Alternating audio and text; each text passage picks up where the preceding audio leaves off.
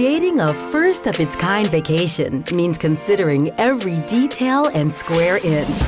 From the inside out, Icon of the Seas is designed to have just about everything any family or group of friends is looking for in a vacation. On this episode of Making an Icon, we're headed to the heartbeat of the ship, the Royal Promenade. Day and night, it's a place to be and be seen.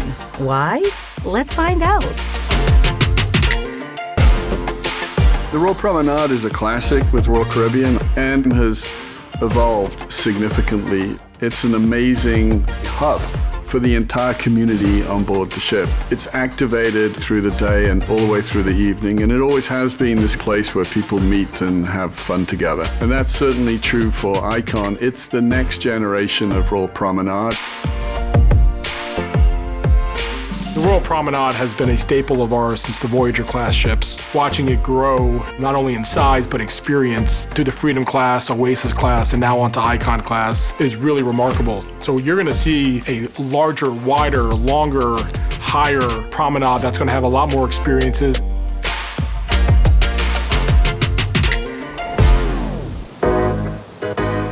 The Royal Promenade is where the world's best vacation begins. Literally. It's where everyone will take their first step onto Icon, and it's made to make the best first impression. We've always spoken about the need to honor tradition, to evolve much of the experiences, and to be innovative and revolutionary. When you look at Icon, all of our loyalists who love all of the traditional elements of Royal Promenade will find that. Also, a lot of innovation. We now have sea view on the port side and sea view on the starboard side, which is something completely different from what we've had on our past Royal Promenades because we had the very successful long horizontal atrium. It is now two complete decks that bring yet more dining, more entertainment, and more venues along the space. This promenade feels infinitely wider because we've gotten rid of barriers. You have this connectivity, and it feels like an open thoroughfare that you'd find in a London or Paris or somewhere. The first sight anyone will see are incredible ocean views. We're talking floor-to-ceiling views, and it's a first for Royal Promenade. That alone is a feat for the engineers, naval architects, and designers. It required structural changes and creative solutions. The result? A 3-deck high sphere called the Pearl. It's more than meets the eye, too.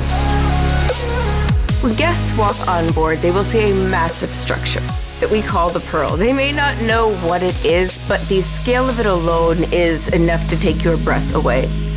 The Pearl sits directly center in the Royal Promenade. It's hard to comprehend without actually being there and experiencing it. It is 3 decks high. It spans from deck 5 all the way up to Central Park.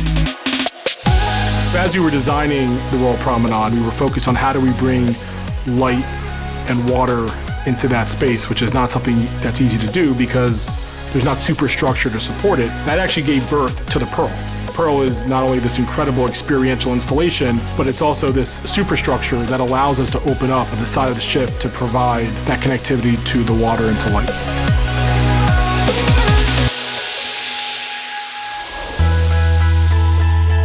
The Pearl is the most quintessential example of form meets function on Icon. We knew we wanted ocean views, and this large structure within the center line of the ship is what allowed us to do that. Then, once we figured that out, we started to have fun with it. We started to think, what's that first impression moment going to be on the ship? What do we want people to think when they see it? So the Pearl has been an evolution. It's a multi-sensory experience. You're going to have thousands of panels that are moving around. That combined with light will bring in different inspirations, different sounds and music that will really feel like you're immersed in different experiences and themes through the course of the day. I think everybody's going to interact and experience the Pearl in their own way. It's beautiful, it's artistic, it's incredibly creative. There is nothing else like it on the planet. What makes this neighborhood a hotspot day and night? There are 15 restaurants, bars, and lounges, including Royal Caribbean's first dueling piano spot, new bars, karaoke, and more. Even the favorites have new twists. Icon of the Seas really brings more experiences together in one place, and we're introducing some new and exciting venues. The number of the hull on every ship is unique to that ship. On Icon of the Seas, that number was 1,400. And so the 1,400 lobby bar is our tribute to all of those hardworking folks who built this amazing and iconic ship. We really feel like that'll be in the meeting space of the ship. So it'll be open from 10 o'clock in the morning to past midnight. During the day, we're leaning very much into tropical juice-based drinks. And then as we get into evening hours where people are getting more kind of into pre-dinner drinks or after-dinner drinks, you'll see a section of the menu that's very much kind of pre-prohibition cocktails, a little more focused on old fashions, Manhattan. At the Pearl Cafe, we've pulled inspiration from some of our guests' previous favorite cafes, but we've really given them more of what they wanted. We'll have fresh toasted croissants, hot chocolate croissants, croissant sandwiches, really delicious sweets. We'll also have some chocolates available, some little specialty desserts as well. We have our first ever dueling pianos. We've seen them all across many cities within the US. It's something that our guests have been asking for. Giovanni's Italian Kitchen and Wine Bar in the Promenade allows this connection to the action. A lot of our specialty restaurants are traditionally in quieter areas of the ship, and here, Giovanni's Italian Kitchen and Wine Bar, which is a high-energy wine bar and dining experience, allows the guests to be in the middle of the action in the Royal Promenade. It is perched right over deck 5 from the deck 6 mezzanine. And so you've got an amazing wine bar with gorgeous views, and then you've got kind of the intimate seating recessed back. Sorrento's is a guest favorite, and our guests have an opportunity to enjoy that on Icon of the Seas. Our Sorrento's will offer antipasti that will be available for our guests as well on a rotational basis. Also, beer on draft. Who doesn't love to have a beer with their pizza?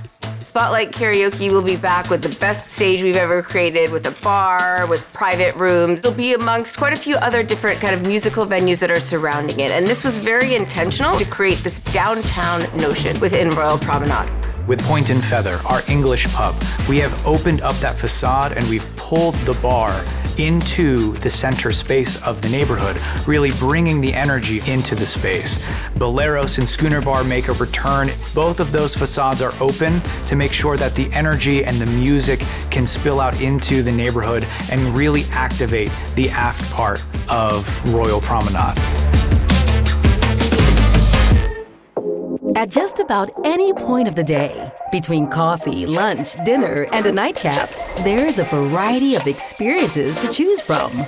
Think ice skating shows or ice skating with family, laser tag, and full-scale theater productions. We always up the ante, so everything about Absolute Zero is bigger and better than anything we've done before. It's a bigger ice sheet. It's also a different shape. We now have a glorious oval shape.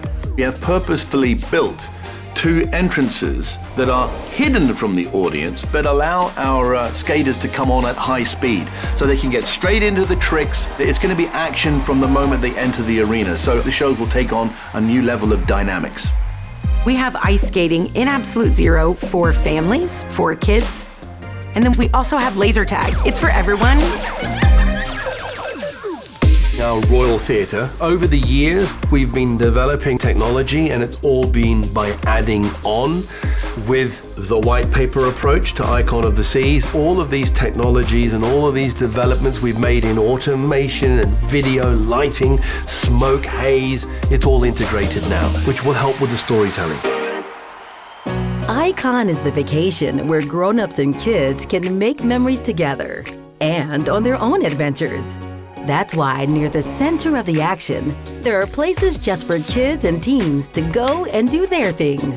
As you're going down the promenade, you can veer off and go into Adventure Ocean. Our space allows us to have kind of your choose your own adventures. We have our nursery, we have our AO juniors, we have our very own theater. You go into our active space, we'll host different games. You can choose whether or not you want to just go hang out. We have the top gaming systems in these spaces. We also have a workshop, and this workshop incorporates arts, crafts, science. We're also going to host games for families. Teens have their own dedicated space. It is social 020. We have the latest video gaming technology. We have interactive tables. There's a movie viewing room, so really this chill area dedicated solely to hanging out with your new friends. Talk about the best first impression. Between sprawling ocean views, spots of all kinds for a night or day out on the town, and places for the younger ones of the group, the Royal Promenade is always a vibe. There's many elements of the Royal Promenade that are familiar to our guests, of course, because we want to make sure that we respect the tradition, but we evolve many of the concepts. And of course, you can go there for dinner, you can go there for lunch, you can go there to chill, you can go there to be thrilled. So it really is a space that, like many of the neighborhoods on Icon, are able to entertain at different times of the day in different ways. What's next in the journey to bring Royal Caribbean's Icon of the Seas to life? Stay tuned for the next episode of Making an Icon.